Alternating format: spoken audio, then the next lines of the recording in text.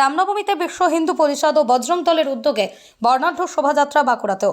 বুধবার সকালে এই শোভাযাত্রায় অংশ নেন অসংখ্য মানুষ। আয়োজক পক্ষ থেকে জানানো হয়েছে, বাঁকুড়া শহরের পাঁচবাগা মোড় থেকে এই শোভাযাত্রা শুরু হয় লালবাজার হয়ে।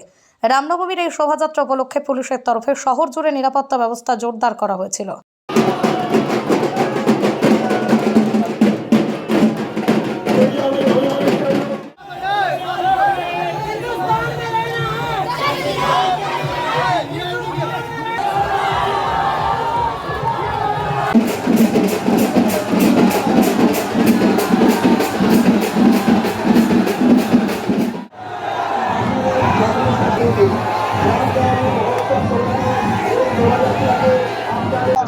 আমাদের রুট যেমন করা হয়েছে প্রশাসনের দিক দিয়ে এবং আমাদের সহমতিতে পাঁচবাগা হইতে শুরু, পাঁচবাগা থেকে আমরা সোজা নতুন চটি হয়ে কলেজ মোড় হয়ে চার্চ মোড় থেকে SBI মোড়, ডান দিকে আমরা ঘুরে যাব আমাদের র্যালি নিয়ে।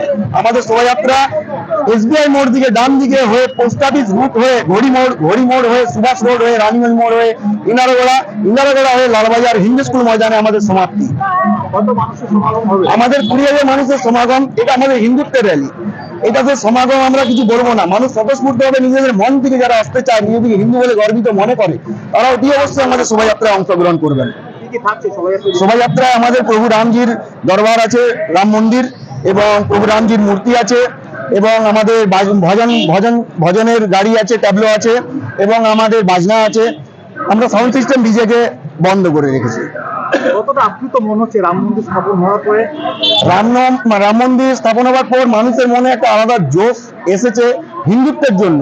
আমরা হিন্দুত্বের জন্য যেভাবে আজ আমরা দেখে আসছি যে আমাদের উপর যেসব ঘটনা, আজ মন্দির আমাদের এতদিন হয়নি, আমাদের মধ্যে যে বিভেদ ছিল, সেই বিভেদ আমাদের দূর হয়েছে মন্দির হওয়ার পর। কতটা আপ্লুত আজকে আমরা খুব আপ্লুত, এবং যেন শোভাযাত্রাটি ভালোভাবে সাফল্যমণ্ডিত করতে পারি এবং সকলের সহযোগিতায় ও প্রশাসনের সহযোগিতায় সাফল্যমণ্ডিত করব। এই শোভাযাত্রায় আমরা কোনো রাজনৈতিক ব্যক্তিত্বের সাথে আমাদের কোনো সঙ্গ নেই। এই শোভাযাত্রা আমাদের শুধুমাত্র হিন্দুত্বের শোভাযাত্রা। এই শোভাযাত্রায় যেমন বিশ্ব হিন্দু পরিষদ বজরং দল আমাদের আছেন, বাপ্পাদা আছেন, সুমন ভাই আছেন, সঞ্জয় আছে, অশোক দা আছে। আমরা হনুমান চালিসা প্রচার সমিতির কিছু কার্যকর্তা, যারা আমরা হনুমান চালিসা করি, সেসব কার্যকর্তা সকলে মিলে আমরা আছি। আমার নাম মোহিত শর্মা।